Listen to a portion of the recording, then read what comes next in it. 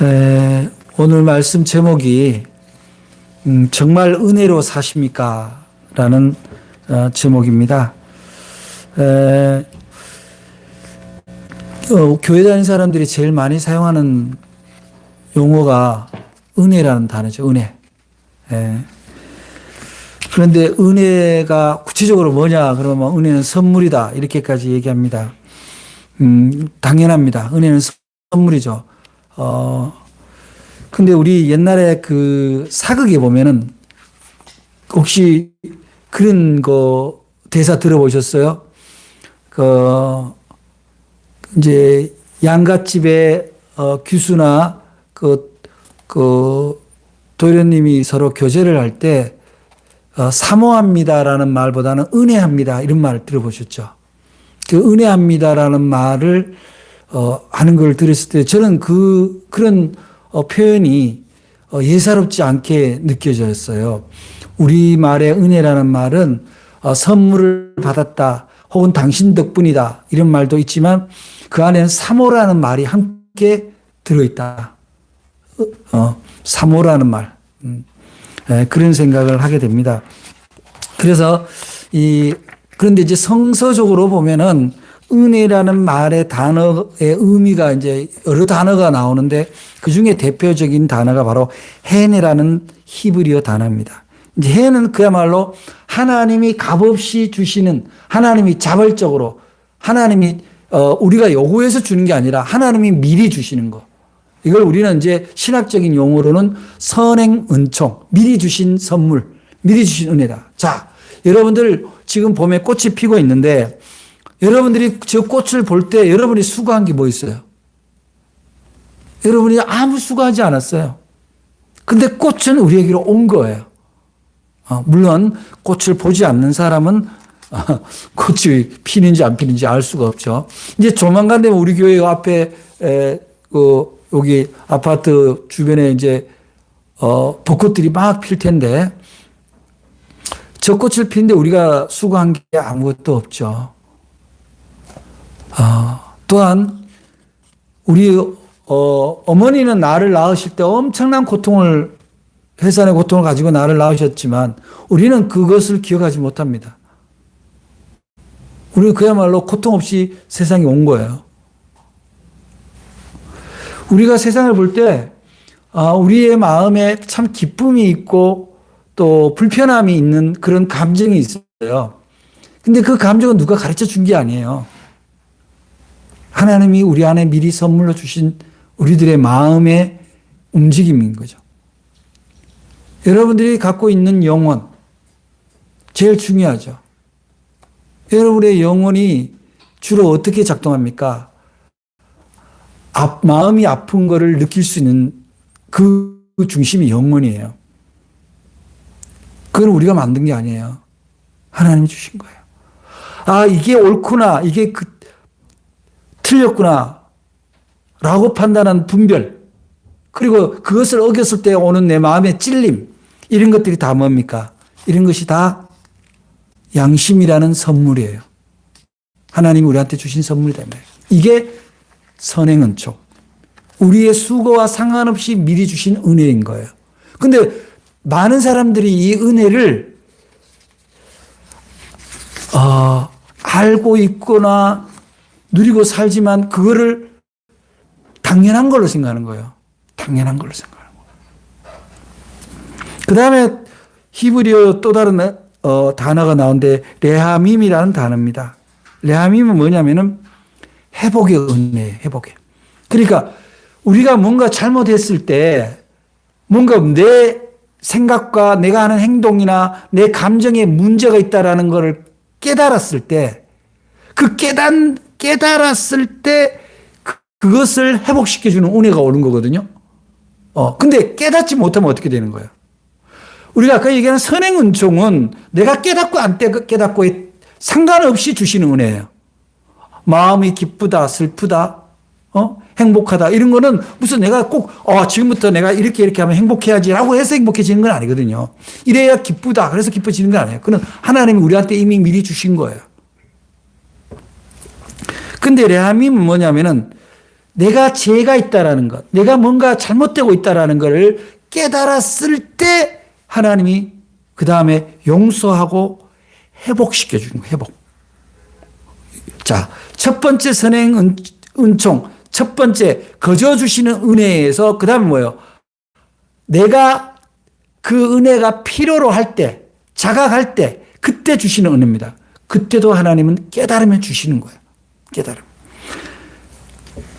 결국 은혜라는 것은 하나님이 미리 주신 것을 우리가 알고 누리고 살아야 될 뿐만 아니라 내가 뭐가 잘못됐는지를 깨달았을 때 그때 레하밈의 은혜도 하나님이 준비하고 계신다. 이게 은혜입니다. 이게 성서가 총괄적으로 하는 은혜인데 그 다음에 이제 히브리어가 아닌 이제 신약에 들어와서 은혜를 카리스라 그러는데 카리스 헬라어로 카리스라도 이거는 여러 가지 의미가 있는데 이게 이제 두 가지를 합친 그야말로 헨과 레하밈을 합친 총체적 은혜 깨달음이에요. 그래서 이걸 뭐냐면 하나님의 사랑을 깨닫다라는 걸 카리스라고 그래요. 하나님의 사랑을 깨닫다. 카리스. 그래서 여러분들이 이 은혜가 성서적으로 어떤 의미가 있는가. 그래서 깨닫는다는 것. 그래서 우리가 뭐 설교를 주일날 예배드리거나 집회를 하거나 하면 그 꼭 목사님한테 오늘 은혜 받았습니다라는 게 뭐예요? 뭐 목사님이 뭘 선물 준 건 아니잖아요. 깨달았습니다. 오늘 내가 어떤 존재인 걸, 내가 무엇이 잘못되고 있고 내가 무엇을 추구해야 되는지를 깨달았다. 그래서 은혜 받았다고 얘기를 하는군요. 근데 은혜 받았다고 의례적인 인사를 하지만 실제로 삶의 현장으로 돌아가서는 정말 은혜 받았는지는 그는 하나님과 자신만 아는 거죠.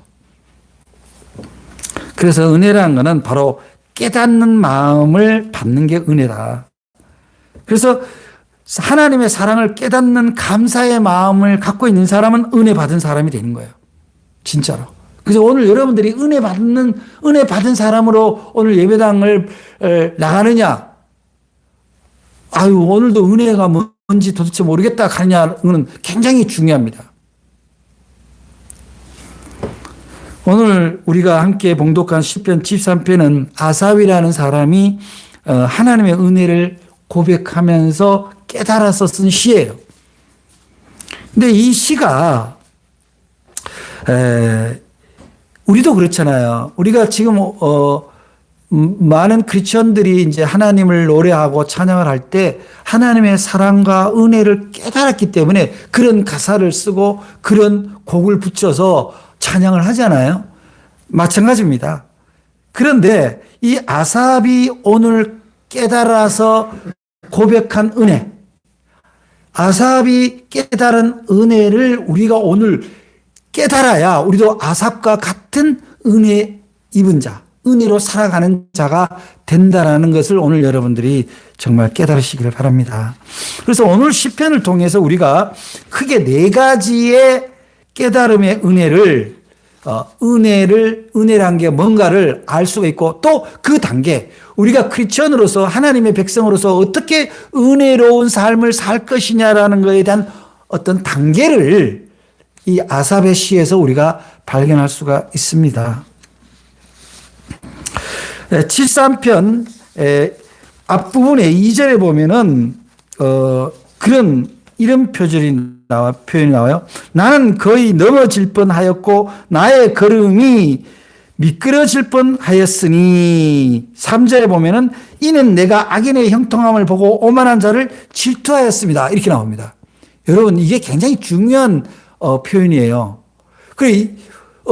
왜 실족한다는 거예요? 아삽이 넘어질 뻔했고 내 걸음이 미끄러질 뻔했다는데 그 이유가 악인이 잘 되는 것을 보고 질투하고 내가 속상해했을 때 말하자면은 다른 사람 잘 되는 것에 대해서 내가 내 마음에 분노가 일어났을 때 내가 오히려 실족할 뻔했다. 여러분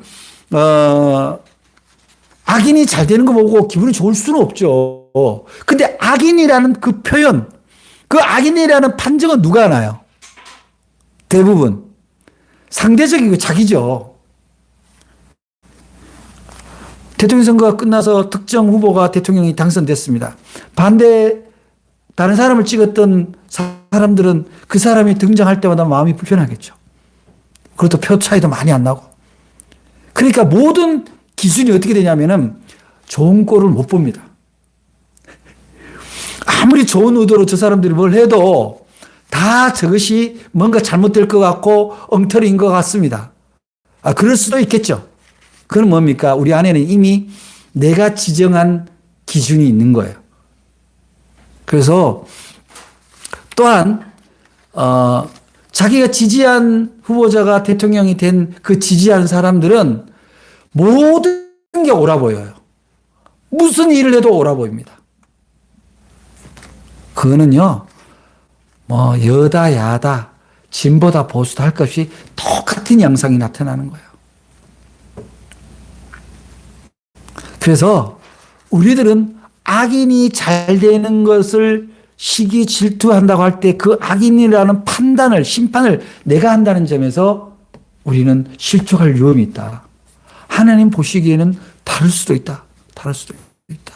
하나님도 그 사람을 악인으로 안 본다 이게 아니라 악인으로 보고 안 보고의 문제를 내 안에 깊이 들여다두고 내가 누군가를 심판하고 정죄하고 잘 된다는 자체에 대해서 깨달음을 얻게 하는 거죠. 그래서 그렇게 하고 난 다음에 그건 어떤 의미냐면은 내가 하나님이 판단하시고 하나님이 정하시는 것에 대한 나의 의심이 있는 거예요. 나의 의심. 나의 불만족이 있는 거예요. 나라의 지도자는 하늘이 낸다는데 그렇다면 그 말에 대해서 일부분 동의한다면 일단은 어떤 사람이 되더라도 잘 이끌어가도록 기도해야 되겠죠. 그런데 그래서 이 아삽이 그래서 결국은 자기가 넘어질 뻔하고 미끄러질 뻔했다라고 고백하고 있는데 그는 하나님이 살아계실 의심하는 가운데 하나님을 멀리하고 하나님을 떠나갈 뻔했다라고 고백을 하는 거예요. 그렇게 해서 고백을 하고 그러고 나니까 22절에 이제 내가 이같이 우매무지함으로 주 앞에 짐승이오나 이렇게 고백을 합니다. 그 앞절에 보면은 이렇게 나와요. 내 마음이 21절에 내 마음이 산란하여 내 양심이 찔렸나이다. 이렇게 나와요. 그러니까 이 아삽이 뭔가 지금 자기 앞에 상황이 마땅치 않은 일들이 계속 벌어진 거예요. 여러분도 삶을 살다 보면 어떻게 날마다 자기 마음에 합한 일, 흡족한 일만 있겠어요. 자기하고 함께하는 가족이든 어떤 직장 공동체 일원이든 간에 그 사람들이 한결같이 내 마음에 합할 수는 없어요. 참 마음에 안 들 수가 있어요. 또 어쩜 하는 일마다 저렇게 마음에 안 드나 그럴 수가 있단 말이에요. 그럴 때 마음이 산란한다. 그는 앞서도 말씀드렸지만 자기 기준이 강할수록 그렇다. 인내가 부족할수록 그렇다라는 거죠. 그랬을 때 이 아삽이 뭐를 하나님의 은혜를 어떻게 깨닫느냐 하면 우선 자기가 우매무자다. 어리석고 지혜가 없다. 우매란 어리석다는 거예요. 그 무지는 지혜가 없다는 거잖아요. 자기가 어리석고 지혜가 없다라는 거를 고백하는 순간 하나님의 은혜가 임한다는 거예요. 내가 아무것도 아니라는 것. 내가 감히 누구를 심판하고 누구를 정죄하고 누구를 점수를 매기는 위치에 있지 않다라는 거를 겸손함이 주어졌을 때 그런 마음이 생긴 상태, 그 상태가 바로 은혜가 임한 상태다 이 말이에요. 여러분한테 시를 하나 소개를 하려고 그래요. 애꾸는 목사라는 시입니다. 제가 종종 주보에 소개를 했는데 애꾸는 목사 모세의 지팡이도 없고 법궤를 메는 베스메스 소도 없고 다윗의 물맷돌도 없고 스룹바벨의 성전도 없고 세례 요한의 신들매도 없지만 로마 병정 론지노의 외눈을 가진 사람들 다친 눈 위로 뚝 떨어진 피. 그 개안의 선녀를 새벽마다 보았네. 그 동공에 빛이 들어오는 것을 애꾸는 목사는 오늘도 보고 있네. 이 시는 여러분 뭐 짐작하겠지만 애꾸는 목사, 뭐 어느 목사가 애꾸는인가 그렇게 그냥 문자적으로 보는 게 아니라 제 자신이 한 눈이 닫혀 있는 게 아니냐. 맞아요. 한 눈이 영안이라면 한 눈은 육안이다. 근데 목사인 나도 영안이 닫힐 때가 있다라는 걸 느꼈어요.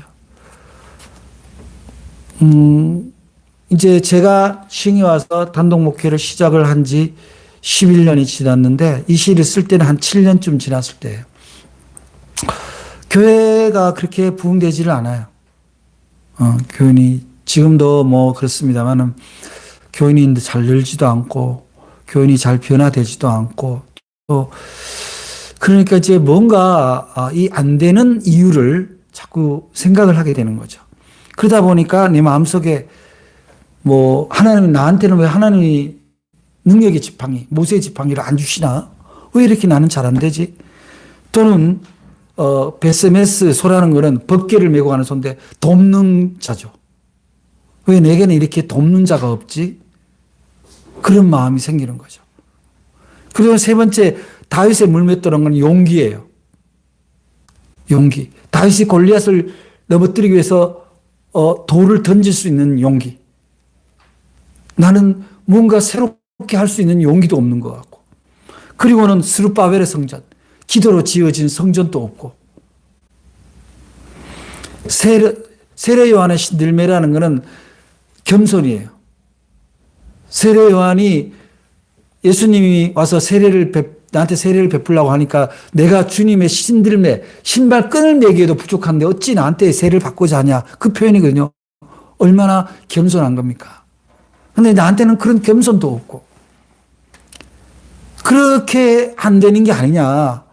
그래서 이 시도 제가 단계적으로 뭐 의도한 건 아닙니다만 단계적으로 쓰다 보니까 신들매도 없지만 그래서 내가 무릎을 꿇고 주님의 신발을 주님의 사역의 끈을 매는 그러한 겸손과 경건과 충성이 없구나. 그런 생각이 드는데 그런데 그렇게 부족하고 아무것도 없는 나지만 새벽에 예배당에서 기도를 하다 보면은 문득 그런 생각이 드는 거죠. 내가 예수 믿는 사람으로서 내가 목회자로서 그래도 이렇게 기도할 수 있다는 게 얼마나 감사한가.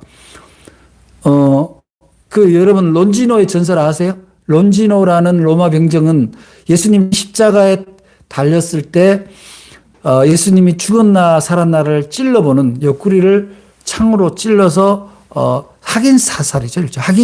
죽음을 확인하는 거죠.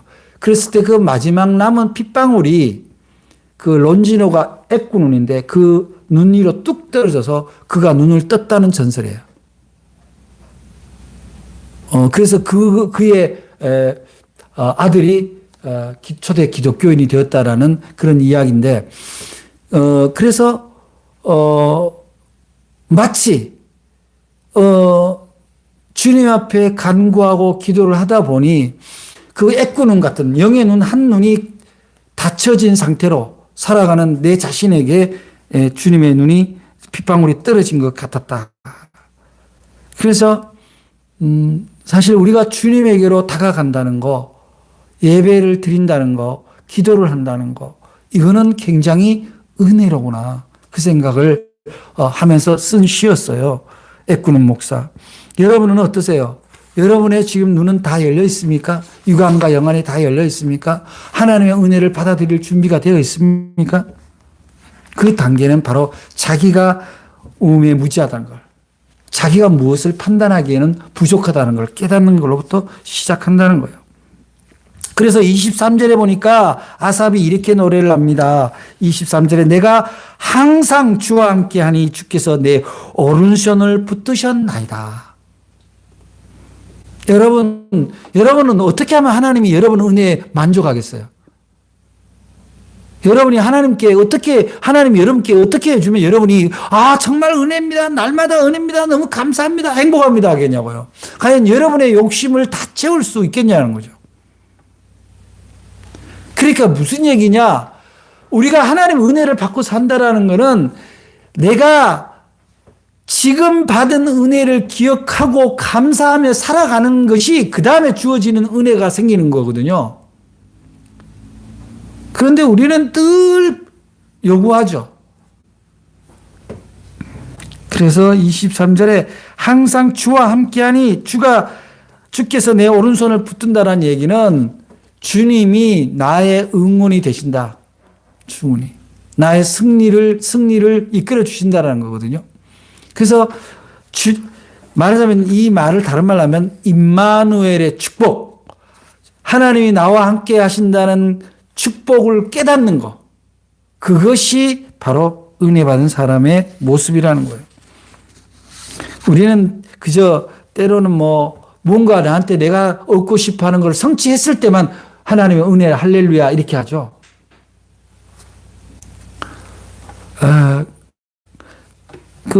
우리 어머니나 이렇게 할머니 권사님들, 믿음 좋은 할머니 권사님들 이렇게 뵈면은 차가 이게 횡단보도를 건너갈 때 차가 막 신호를 위반하거나 신호가 이렇게 없는 곳에 이렇게 지나갈 때 차가 안 치고 확 지나가잖아요. 그건 되게 젊은 사람들은 어떻게 해요? 욕하고 막 손가락질 하잖아요. 근데 할머니 권사님은 할렐루야.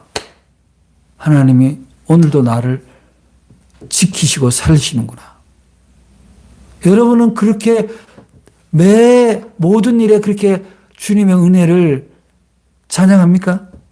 그렇게 느끼고 살아가세요? 하나님은 우리의 감정에 충성하는 분이 아니에요. 하나님은 우리의 감정, 내가 오늘 기분이 좋다, 기분이 나쁘다, 우울하다, 이 감정에 따라서 하나님이 은혜를 주고 안 주고 하는 분이 아니라 하나님은 언제나 준비되어 있는 거예요.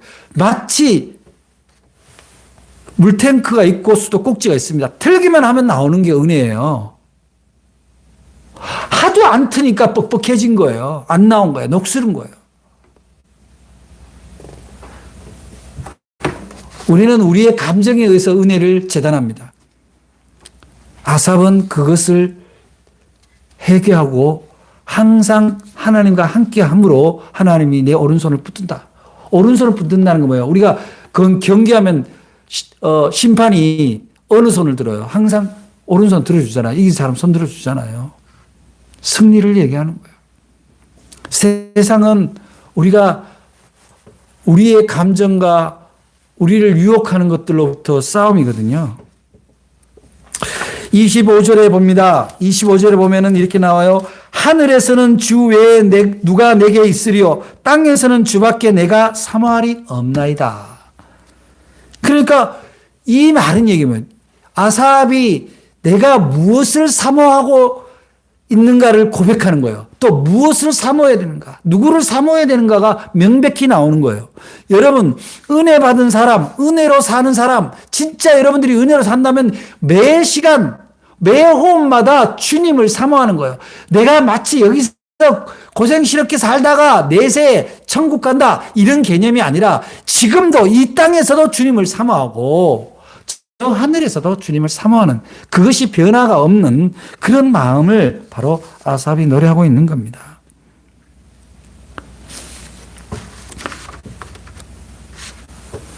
사도 바울이 빌립보 교회에 보내는 빌립보서에 보면은 이렇게 나옵니다. 3장 13절부터 14절에 형제들아 나는 아직 내가 잡은 줄로 여기지 아니하고 오직 한 일, 즉 뒤에 있는 것은 잊어버리고 앞에 있는 것을 잡으려고 표대를 향하여 그리스도 예수 안에서 하나님이 위에서 부르신 부름의 상을 위하여 쫓아가노라. 말하자면은 내세에 있는, 죽어서 천국 가는 내세에 있는 얘기를 하는 것이 아니라, 그런 은혜를 사모하는 것이 아니라 지금 바로 내 앞에 있는 것, 그것을, 그 은혜를 사모하고 그 일을 위해서 내가 달려간다는 거거든요. 여러분, 하나님의 은혜가 필요한 현장은 어디입니까? 인간의 생각이나 능력으로 할 수 없는 일이, 할 수 없는 곳에 하나님의 능력이 나타나서 그 일이 해결되거나 좋아지는 게 바로 하나님의 은혜가 필요한 곳이잖아요.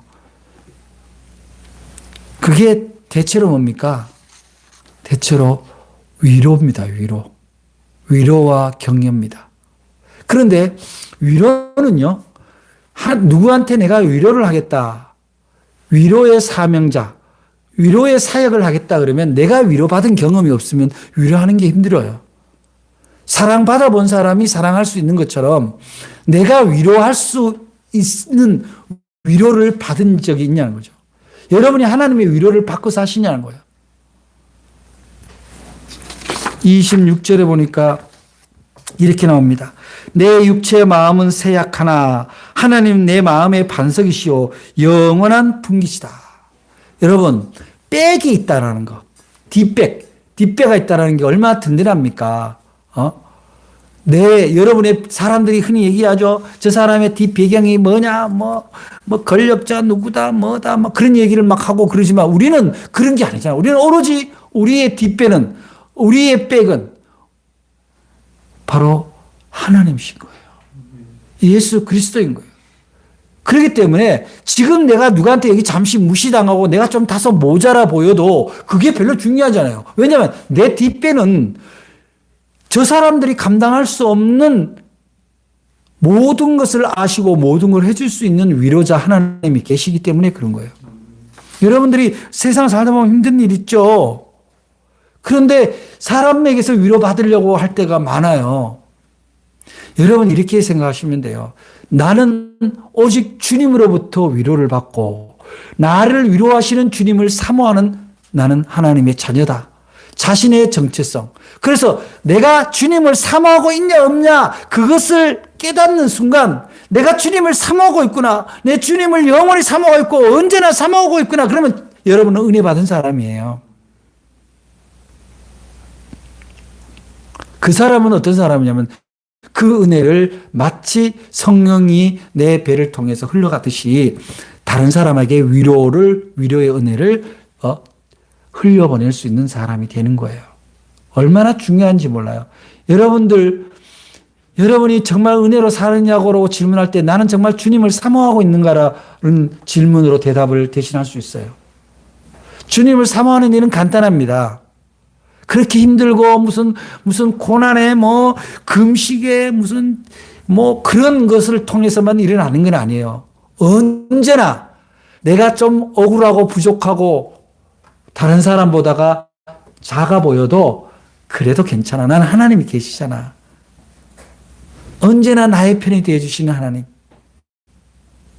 그래서 다른 사람보다 여유가 있고 더 품이 넓은 그 사람이 은혜로 사는 사람인 거예요. 그래서 결국은 오늘 27절, 28절에 보니까 이렇게 말씀해요. 무릇 주를 멀리하는 자는 망하리니 음녀같이 주를 떠난 자를 주께서 다 멸하셨나이다. 하나님께 가까이함이 내게 복이라. 내가 주 여호와를 나의 피난처로 삼아 주의 모든 행적을 전파하리라. 이것이 28절이 결국 우리가 은혜로 사는 사람이냐 아니냐라는 것을 증명하는 말씀인 거예요. 그래서 그리스도인은, 하나님을 믿는 그리스도인은 내가 진정한 복을 누리고 사느냐, 진정 은혜로 사느냐라는 것에 대해서 명백히 스스로 고백하고 다른 사람한테 이야기할 수 있어야 돼요. 여러분 이제 한번 여러분이 누가 묻는다고 생각해보세요. 첫 번째 질문이 여러분은 정말 은혜로 사십니까? 하면 여러분 아멘 하실 수 있겠어요? 아멘 해야 돼요. 여러분 정말 진정한 복을 누리고 사십니까? 아멘 해야 됩니다. 근데 이 진정한 복이란 게 뭐냐? 바로 하나님께 가까이 하는 거라고 하잖아요. 하나님께 가까이 하는 거. 여러분 부자가 되고 싶으면 부자가 하는 방법, 부자와 가까이 해라 이런 세상에 그런 처세 격언이 있지만 우리는 모든 것을 하시고 모든 것을 해주시는 하나님, 그 전능자 하나님, 위로자 하나님, 은혜의 하나님과 가까이 하는 게 복이다. 아멘. 이것이 우리의 은혜로 살아가는 우리의 모습이라고 할 수 있는 거예요. 그래서 우리는 하나님과 가까이에서 복이 된다라는 걸 어떤 점에서 우리가 알 수가 있냐면은 우리가 그 어떤 것이 우리의 막 목표고 우리가 저것을 소유하면 모든 것을 다 할 수 있을 것 같고 그렇지만 진정 그런 보이는 것과 소유하는 것이 다가 아니라는 것은 그걸 가진 사람들의 삶을 보면 알 수 있는 거예요. 결국은 우리가 우리의 내적으로 우리를 감싸 안으시며 우리를 인도하시는 하나님과 함께 하느냐를 가장 중요한 복으로 생각을 하면서 살아가면 그렇게 욕심내고 분주하게 그렇게 살아갈 일은 많지 않은 것 같아요. 제가 언젠가도 얘기했지만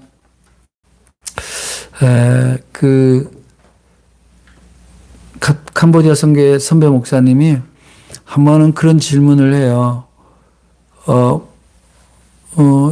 그런 말씀을 하시더라고. 내가 만약에 이 생애를 다하고 하나님 나라에 들어갈 때 물으시면 예수님이 물으시면 너는 내 제자를 얼마나 만들었느냐 물으시면은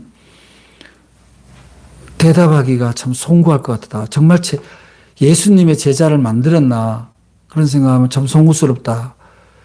그래서 왜 그런 얘기가 나왔냐면 이제 저희 교회가 작고 성전이 나름대로 이렇게 초라하다는 느낌이 들어서 그런 제 마음에 아쉬움을 얘기했더니 그런 게 다 소용이 없다. 교인이 많고 적고는 소용이 없고 한 명의 제자라도 만들 수 있다면 그것으로 소명을 다하는 거다. 한 명의 제자. 한 명이라도 예수님을 따를 수 있고 세상의 욕망을 뒷순위에 둘 수 있는 그런 제자.